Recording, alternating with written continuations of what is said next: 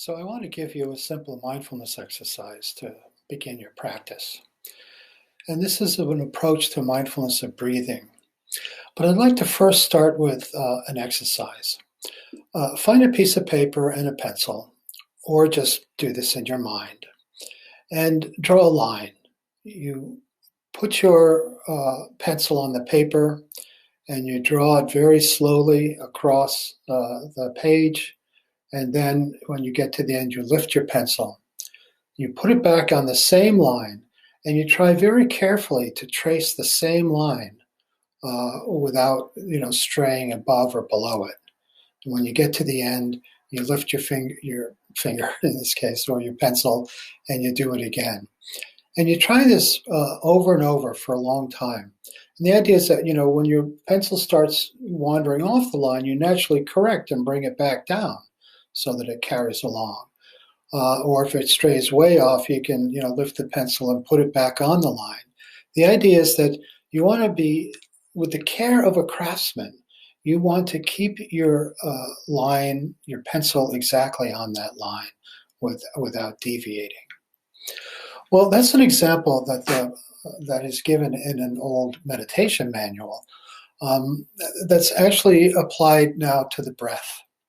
Think of the entire length of your in-breath and your out-breath as that line. And you're putting your attention, your awareness, your deliberate consciousness upon the beginning of the breath.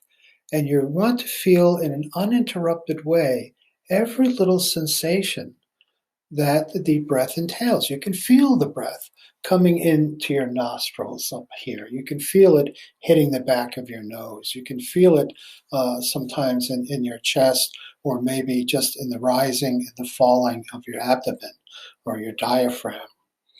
We're not talking about controlling the breathing in any way, except to do it slowly and carefully, and keep your attention on the micro sensations that are involved in the breath without interruption. And as your mind wanders off from that, you start thinking about something, am I doing this right? Or, what's going to happen tomorrow? Simply, as you would the pencil to the line, redirect your attention back to that strand of your experience, of your bodily sensations that correspond to that in-breath or that out-breath. And it's a way of focusing your attention entirely on bodily sensations, using the breath as a kind of anchor point. The breath is something that's happening all the time. That's what makes it so useful for meditation, is that it gives you something to follow, something to attend to, something to pay attention to. So try it now with me for a moment.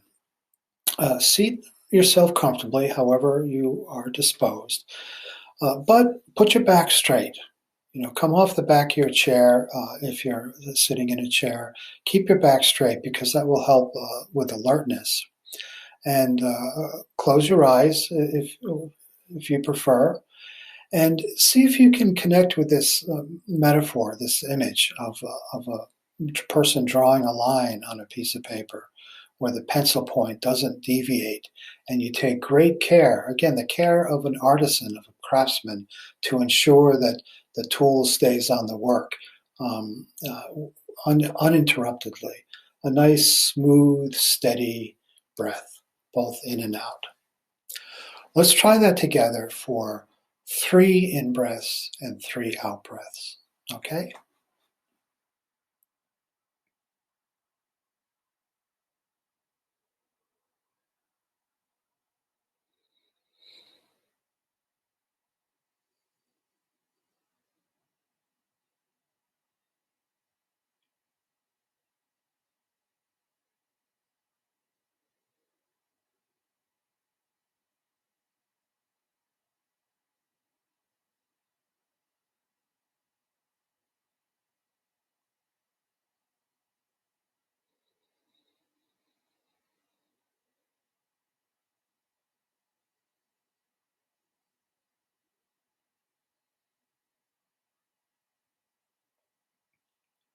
Good.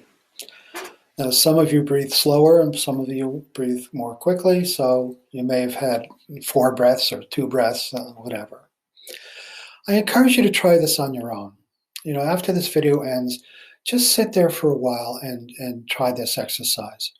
You'll notice already that it's not very easy to do. It may be that at first it's easy. You're right there following the breath, but by the time you get to the second or third breath, you're getting bored, you're getting distracted, your mind is restless. See, especially in our modern world, we train our mind all the time to seek new information, new data, new stimulation. And so it takes some getting used to slow the mind down and to focus it to this level on the breath. But you'll notice, even in the course of 3 breaths, that if you're able to do that, you're not thinking about, what's going to happen next. What about this virus? What about the quarantine? What about the, public health announcements and so forth? That was my original point. When you enter into full awareness of one of the senses, in this case, the sense of the body, the feeling tones of the sensations of the body, when you fully enter into the senses, you are removing yourself temporarily from the world that of the mental construction. And that's the one that brings all the stress, all the pressure, all the fear and anxiety. So we're just taking a break from that for a while.